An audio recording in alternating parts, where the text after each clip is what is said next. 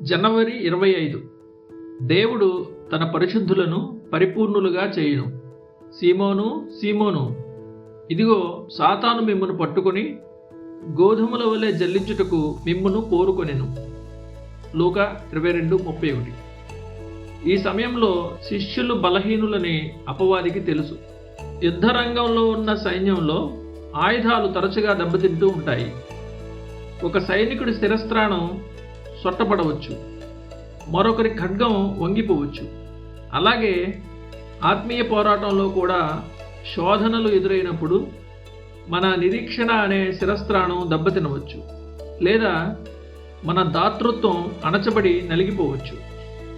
అందుకే మనకు ఎల్లప్పుడూ దేవుని కృప అనే ఆయుధాల మరమ్మతుశాల అందుబాటులో ఉండాలి.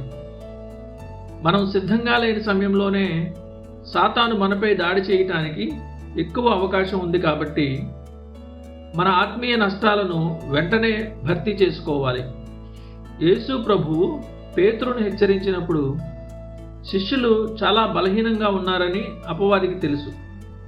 వారి నాయకుడైన క్రీస్తు వారి నుండి వేరు చేయబడబోతున్నాడు. పైగా వారిలో వారు ఎవరు గొప్ప అని వాదించుకుంటున్నారు. వారిని బలపరిచే పరిశుద్ధాత్మ ఇంకా దిగిరాలేదు.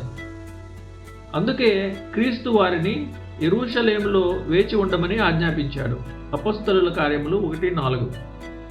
మన కృపలు క్షీణించినప్పుడు నూతన బలం కోసం మనం ఎవరిని అడగాలి అనే దానికి ఈ ఉదాహరణ గొప్ప పాఠం. సాతానును అది సర్పము అని పిలవడానికి తగిన కారణం ఉంది. వాడు స్వభావ సిద్ధంగా మోసకారి, కుయుక్తిపరుడు. సమయం తక్కువగా ఉందని వాడికి తెలుసు. కాబట్టి రచ్చగొట్టబడిన ఎద్దువలే మరింత ఉగ్రతతో వాడు దాడి చేస్తాడు. అటువంటి శత్రువుతో పోరాడే మనం పూర్తి ఆయుధదారులమై సిద్ధంగా ఉండాలి.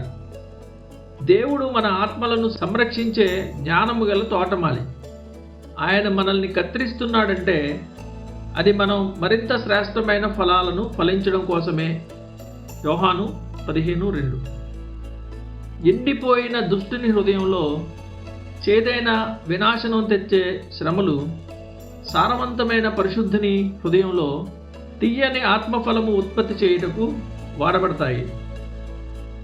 దేవుడు తన పరిశుద్ధులను పరిపూర్ణులుగా చేయటానికి అంత ఆసక్తి చూపడానికి కారణం తన కుమారుడైన యేసుక్రీస్తు కోసం ఒక మచ్చలేని వధువును సిద్ధపరచడమే.